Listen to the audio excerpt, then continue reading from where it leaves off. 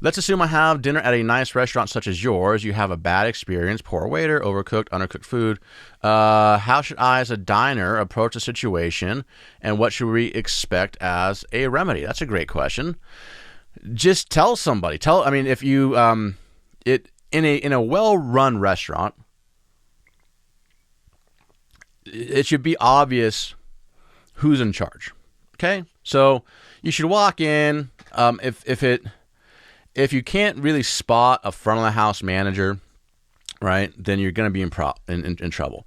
In my restaurant, you can easily tell the front of the house manager because they wear a different uniform and they just carry themselves with presence.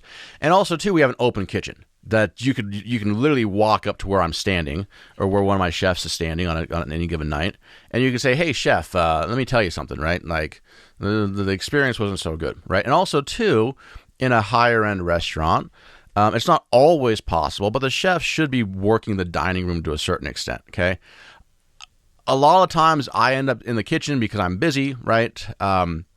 And so that's not always a possibility. But when you have a chance, when you have a break in the action, if you're a chef, you should go touch the tables and check in with your guests and get feedback. Because ultimately, you want to get them before they walk out of the door and never return. Most people, when they have an issue, are very reasonable, right? They want to be heard. They want a little bit of empathy. And that's it. A lot of times they're not even looking for free shit, right? And I'll comp them stuff because my philosophy has always been, hey, look, and sometimes people get offended. Oh, no, that's not what I was going for. It's not what I was, I wasn't looking for something free. I just wanted to make sure that you knew that this wasn't really right. And I just want to bring it to your attention. And a really good way to diffuse that, one of my go-to lines is, hey, don't worry about it. I'll gladly charge you full price when it's correct, right? But if it's not correct, you're not going to pay for it. That's how we do things here. So thank you so much for bringing it to my attention. We're going to take that off your bill, and if you don't mind, I'd love to drop you some desserts. I'd like to buy you a glass of wine or whatever it is, right? You kind of read the table, you read the situation.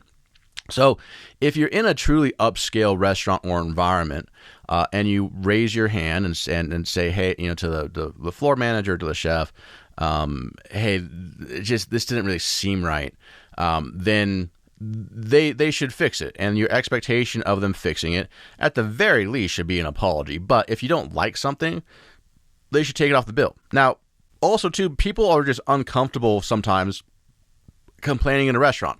And that's the frustration that chefs and restaurateurs have with Yelp, right? Because what happens is it's really easy to be a tough guy and, on Antoine Ego, right, from Ratatouille, sort of like that shitty sort of food critic.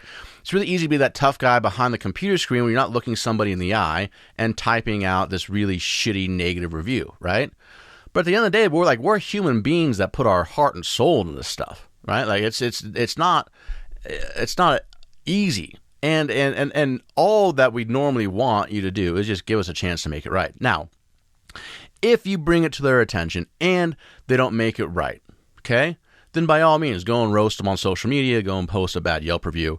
But there's been, and I don't like to complain in restaurants personally, me, right? Because as a chef, because people that I'm eating with, right, they know what I do for a living. And I don't want to be like, oh, God, I mean, it's already bad enough where people don't want to cook for me. And I love great home-cooked meals, right? But people don't want to, invite me over to their home and cook for me because they're intimidated. But you make me a killer, tuna noodle casserole, I'm so fucking happy, right? So same thing with going out to restaurants. When I'm sitting down with people at a table, I don't want them to be like, oh, God, we got to go and eat with Jacob, and he's going to just critique every little thing. No, I'm off the clock. I'm there to eat. And also, too, as a professional in a kitchen, I'm probably one of the most empathetic people that you can get in your restaurant. There's been multiple times where, I'm at a table and maybe my, the service isn't going that good, and, my dining companions are getting a little bit frustrated, and I'll look at them and say, hey, guys, look, they're slammed right now. Look at this poor server over here. She looks brand new, right? She is so far in the weeds right now. Do you guys know what it's like to be in the weeds on a Saturday night? She's losing her mind right now in the kitchen. They're back and they're behind. Right? It's just, guys, let's order another round of drinks. Let's chill. Okay, let's just give them a chance to catch up. Now, with that being said, because I would never charge somebody for something that they didn't like, right? I myself won't pay for something that I don't like. And it's real simple. And a lot of times you don't have to explain yourself. You don't have to critique their dish. You call them over and say, hey, are you the manager? Or even the server. I mean, usually the server should know, okay? Hey, I just want to let you know, like, the steak just wasn't really my thing, right? Oh, can I get you something else? Yeah, I'd like to get the chicken. Or, actually, at this point, I'm okay. I think I'm just going to jump straight to dessert, but I just wasn't a big fan of the steak or X or fill in the blank, right? They should automatically drop that from your check, right? That's what they're trained to do. Now, if that doesn't happen, well, then you're probably not in a very well ran establishment, and you just don't patronize them anymore, right? That's kind of how it goes. I agree with your issue on Yelp. Still found some great food via Yelp. Sort of a double-edged sword. Yeah, and that's the thing is when I'm in a new city, right? I'm looking around for stuff. Yelp isn't a bad place to find some new places to go and eat. And over time, the averages tend to be fairly true, right? If a restaurant has like a 4-star or above average, they're probably pretty solid. Okay, if they have like a 3-star average, they might be hit and miss. You might want to dig a little bit deeper. Maybe now their more recent reviews are better because they had a change of chef or a change of ownership or something.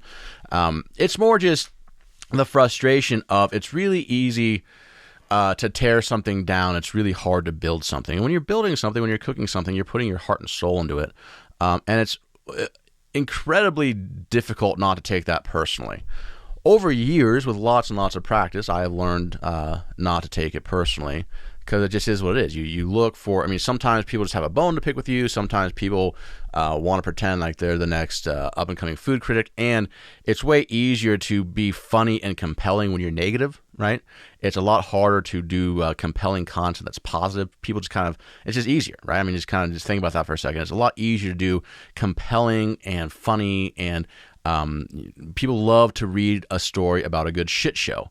So you can, be hyperbolic and really drive that point home. Everyone gives you a bunch of likes and thumbs up because, again, like people like to slow down on the freeway to watch a car crash. And so you start this feedback loop where maybe people being a little bit harsher than is necessary. And I think sometimes people forget that there's a real fucking human being behind that, right? Like that was a real person that brought you your food. And, maybe they were being a little, you thought they were rude, or maybe you thought they were standoffish or whatever. But what do you think was going on in their life, right? Do they just get some really bad news? Are they working a triple so they can make ends meet, right?